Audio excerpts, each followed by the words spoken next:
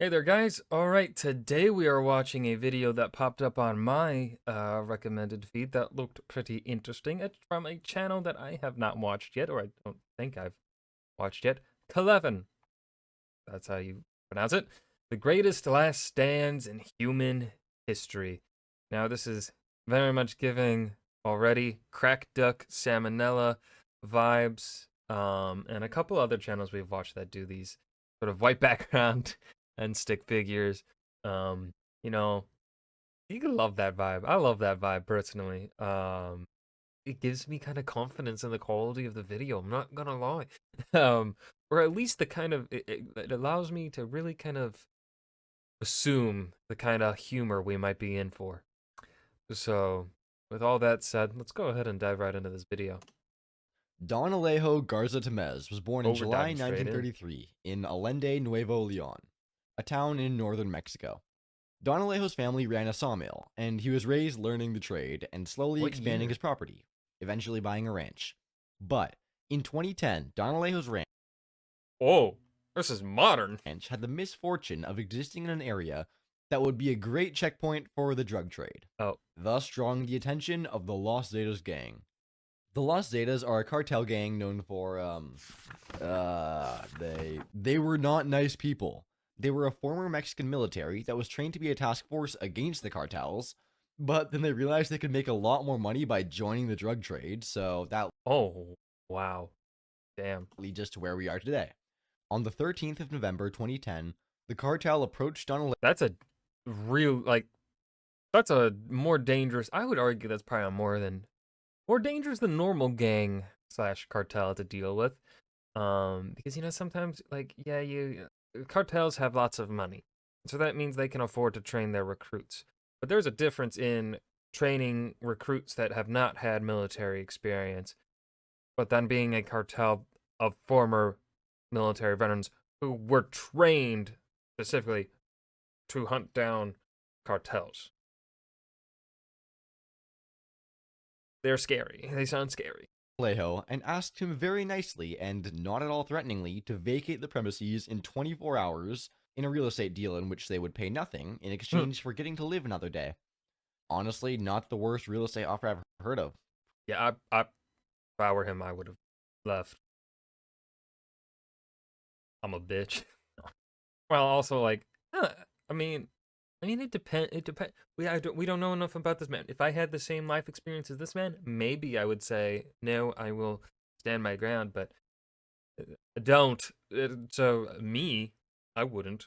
I have no fighting experience or weaponry like that. So Pretty generous. I would have taken it. eh, But Don yeah. Alejo was a principled old man, 77 years old, and the Actually, you know what? At that age, yeah, no, I'm dying already in a few years probably. So fuck it, bring it on. absolute pinnacle of humanity.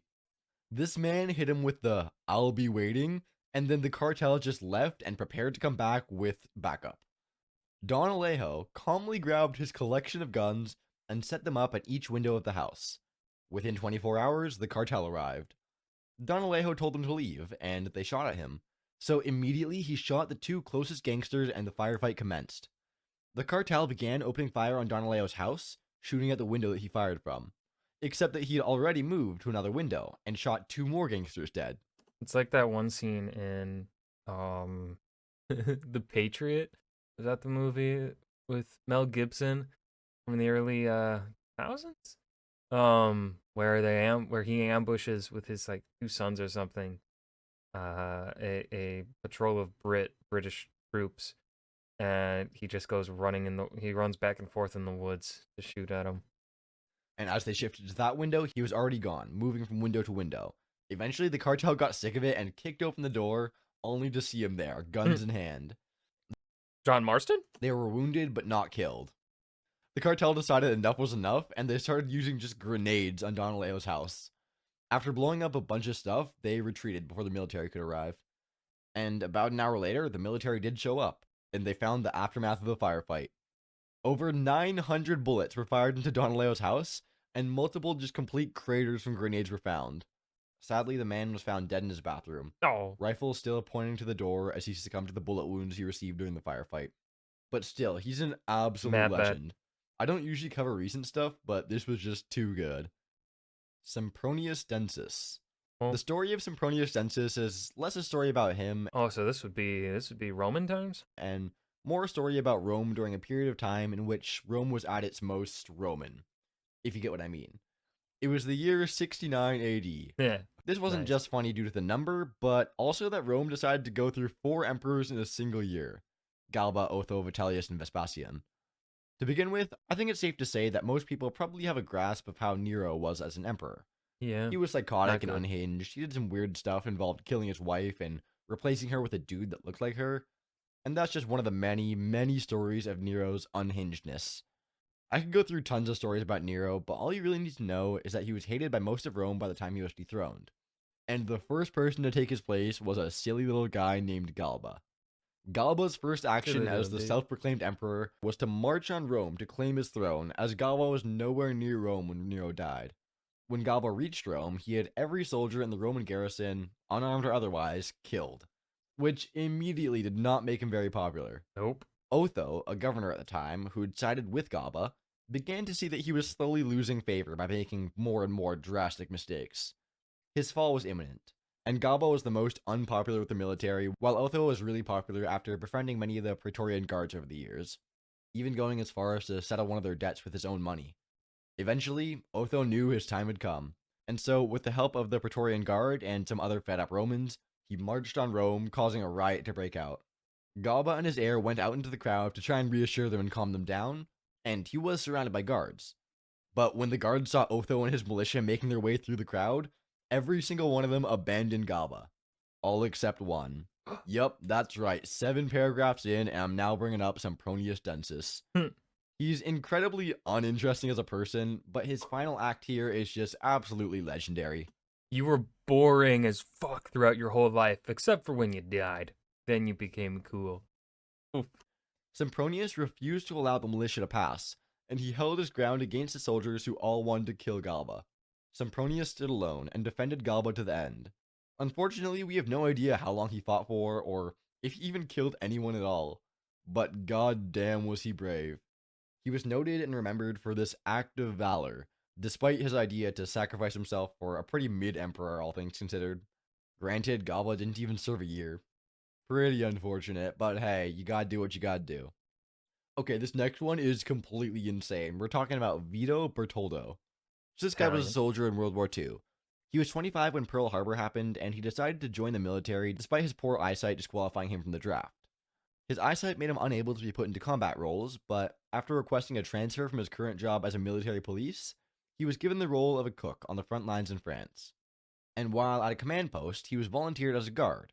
It was there when he noticed a group of Germans approaching off in the distance. And so he ran out into the streets with his gun and set himself up as the sole defensive line.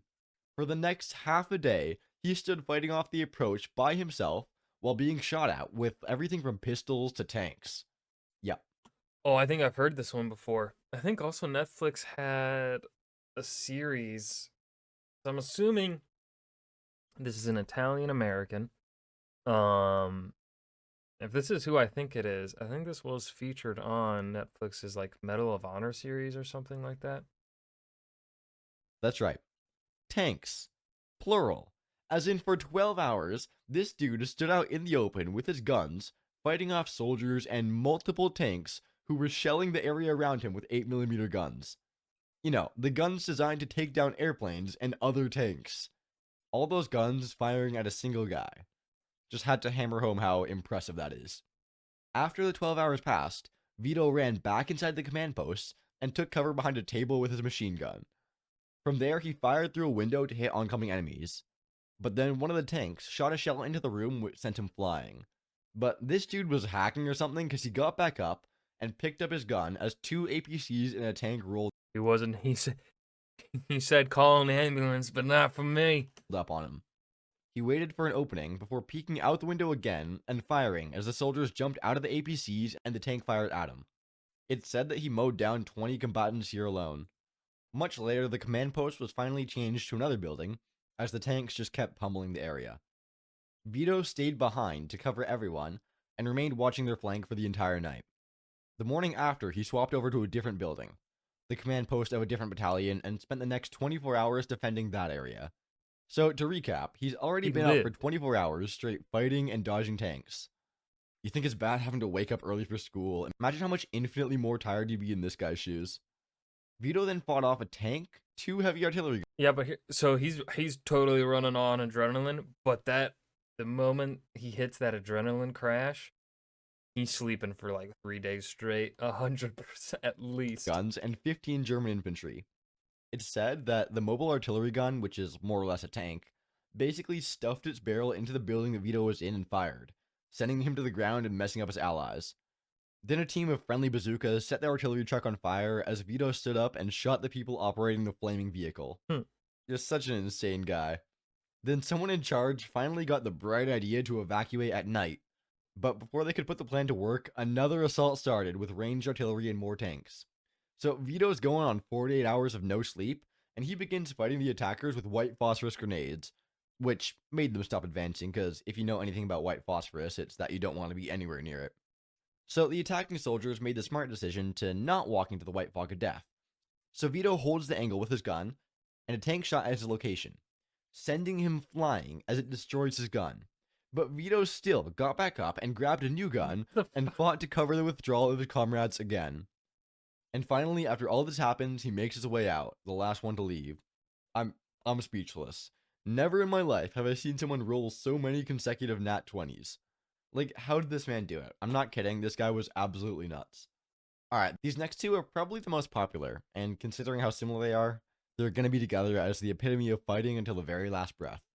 First up is the Viking of Stamford Bridge. Yep. Okay. So around 1066, Harald Hardrada of Norway was invading England. At the very, one thing that's nice about this is I'm glad that he didn't lead with the most famous ones, and instead he led with some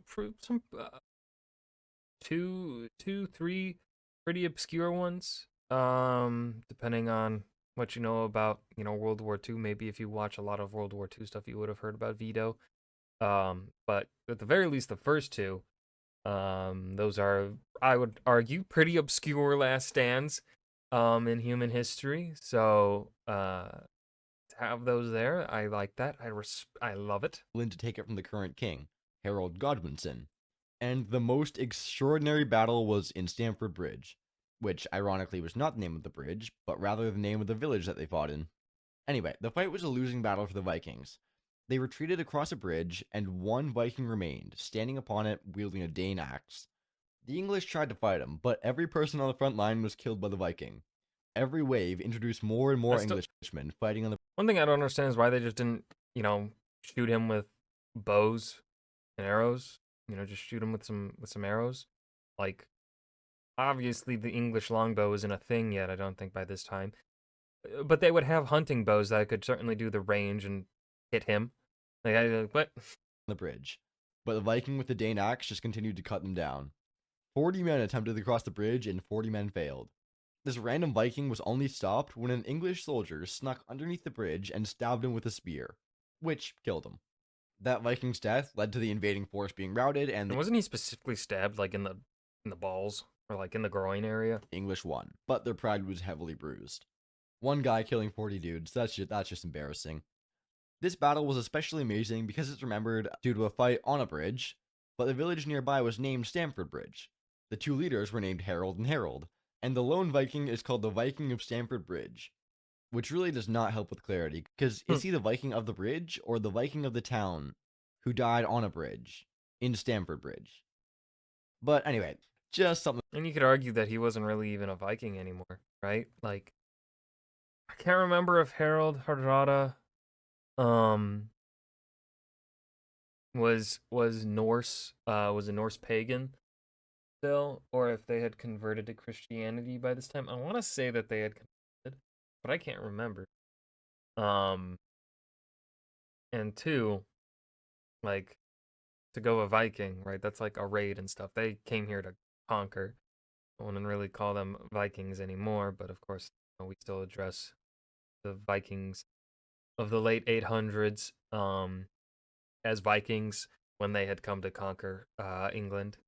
So semantics. But I would say by now they're just Norwegians. They're just the Norwegian army. Another to think about. This whole Viking on the bridge thing is very similar to another story about a monk named Benkei. Ooh, Benkei was a I don't monk know in if the I've heard late this one. 1180s, serving a samurai named Yoshitsune. Maybe There's I a have whole heard of it. veritable feast of history between these two, but in Benkei's final moments, much like the Viking in Stanford 100 years earlier, it took place on a bridge. Yoshitsune was retreating to his castle to commit seppuku, and he needed time. So Benkei bought him that time by guarding the bridge as hundreds of samurai approached. The story goes that Benkei remained on the bridge with his Nagakiba at the ready. Wave after wave of samurai charged against him. Legend has it that he killed 500 samurai before they decided to just shoot Benkei with arrows. Why Yeah, did they take so long? Similar to the just shoot them from the beginning. these old last stands are always really embellished. But anyway, after however many samurai actually died, they decided to be cautious and to shoot arrows at Benkei instead. Benkei remained standing despite being a pincushion of arrows, so the samurai didn't approach anymore. Eventually, after some waiting, they did approach the bridge to see that he had propped himself up on his weapon Yep, I've heard this one before. Yeah, fucking badass, man. and was long dead, which brought Yoshitsune enough time to commit seppuku, so W friend, I guess. This next one's a fun one. We're gonna Oh, need to go back over 1,000 years before Benkei and the Viking of Stamford Bridge. Aegus III. another Aegus III Roman. was the son of the king of Sparta, Archimedes Nope. III, and he'd witnessed Sparta's decline in both power and social standing. Aegis's father left Greece to fight against Macedonia, which was Alexander the Great's kingdom, along with fighting a few other Greek city-states. Archimedes did this after he and Aegus fought off the So would this be during the Peloponnesian Wars then? Thebans just a decade earlier in some weird father-son bonding experience in which they tried to regain Sparta's lost land. Anyway, all that aside, but then Archimedes did the dad thing, and he went off on his own to find the illustrious pack of cigarettes, Hmm. which means he became a mercenary commander, and when he saw the size difference between his army and the Macedonians, he dipped out, saying something like, "You guys got this, I gotta go grab a drink, be right back." And then he just vanished. We find out later that he was killed the same day when he was caught in another battle. Anyway, so Aegus had been holding down the house, keeping it tidy for when his dad came back with the cigarettes that he'd promised, but instead he got a knock on the door. It was a messenger, telling him that his father passed away in a tragic cigarette-related four-car pileup, and now he owned the house and had to pay taxes. I don't think this bit's making any sense. Not. Okay, wait, scratch all of that. Okay, anyway, Aegus was king and Archidamus was dead. That's all you need to know. And so Got it. Sparta's land was divided up to its neighbors and enemies. Aegus knew that it would take time for Sparta to recover, so he bided his time and waited for Macedonia to drop its guard. He sent out messengers to speak with various Persian military leaders, contractors, and even the king himself, asking for military supplies and asking them to attack Greece. The Persians did not need to be asked twice, Hmm. and so they did, which marked the beginnings of a new war against Macedonia. 2 years later, Aegus and some other Greek kingdoms who were opposed to Macedonian rule declared war against Alexander's kingdom, which is Macedonia. And after a successful battle, Aegus moved forward to siege the great city of Megalopolis, which is where Aegus made his last stand. Unfortunately for Aegus, the city held against the siege, and a relief army made its way to battle Aegus. The battle was lost, and he was wounded. While he and his men were retreating and they were carrying him, he realized he was dead weight, and so he told his men to leave him and retreat faster. Staying behind, unable to stand, he fought on his knees and killed a few of the approaching Macedonians. Hmm. Eventually, he was killed by a javelin. And like so many other stories of last stands, his life was cut short by a sneak attack or a thing he couldn't reasonably defend himself from. You'd be surprised how many last stand stories end that way. At least in the Well, that's kind of how they should end. It means you're so badass that they had to find, they have to hit you from range. ancient world. Okay, now we're talking about Roy Benavides. So this man was a staff sergeant in the Vietnam War, and he has a really cool story. But to keep it Don't know if simple, I've heard this this guy one. was made of tough stuff. He was undercover and he stepped on a landmine, and then he got rescued and sent to a hospital where he would, against doctor's orders, crawl across the ground and try to lift himself up against a wall. And he just did that until he could walk again. Yeah, Hmm. this guy just speedran recovery so he could get back to Vietnam. 2 years later, now That's a mental problem. 1968, Roy was in a forward operating base in Loc Ninh. Recently, a 12-man Special Forces recon team was dropped into a jungle west of the Loc Ninh area. They were pinned down and needed extraction, but the helicopters weren't able to land due to the hail of gunfire being laid down on them. And so Roy hears this distress call over the radio, and he saw the helicopters landing at the base to refuel, so he immediately volunteers to go help in a second extraction attempt. The 12-man team was either dead or wounded, and they needed help fast. Keep in mind that Roy was also part of this battle. So Roy got into the helicopter and they flew over. When they got to the 12-man team, the helicopter got as close as it could, and Roy jumped out and sprinted to the team. While doing so, he took a bullet to his right leg and a bullet hit his helmet. Upon reaching the group of injured soldiers, he proactively took charge and helped to pinpoint where the team should focus their gunfire. He then threw a few smoke grenades to alert the helicopter of his and the rest of the team's position. He shot some suppressing fire at the enemies while the other guys extracted, and he then searched for and found the dead squad leader's body and classified documents on it, which would not have been good if they fell into enemy hands. As he was carrying the body to safety, he was shot in the abdomen, and a grenade exploded, sending shrapnel into his back. While that was happening, he also saw the helicopter pilot get shot and crash with everyone inside. So immediately he secured the documents and sprinted to the downed helicopter and pulled people out of the wreckage to create defensive perimeter, entrenching everyone in a safer but unsustainable defensive position. And so while the enemy fired upon the group, Roy was making sure everyone was holding up as he called in airstrikes to make another extraction attempt possible. But as he was doing that, another few bullets hit him in the thigh while he was fixing up the injuries of another team member. But that did not stop him. Just as the new extraction helicopter landed, Roy, one by one, carried the injured soldiers to the aircraft. He did it in multiple trips, and his second trip had him ambushed by an enemy soldier who he fought and killed with a knife, but not before sustaining a bayonet wound or two. Just as we go along, keep track of his injuries in your head. He's been shot a few times, stabbed a few times, and he's got some shrapnel in him. As he carried the last of the men to the helicopter, he saw 2 men approaching, and so he killed them before checking to see if all classified information and injured people were collected. And then he passed out from the pain and was dragged onto the helicopter. He managed to save 8 men after sustaining 37 bullet, shrapnel, and bayonet wounds. He was so exhausted and bloody that his eyes had fused shut.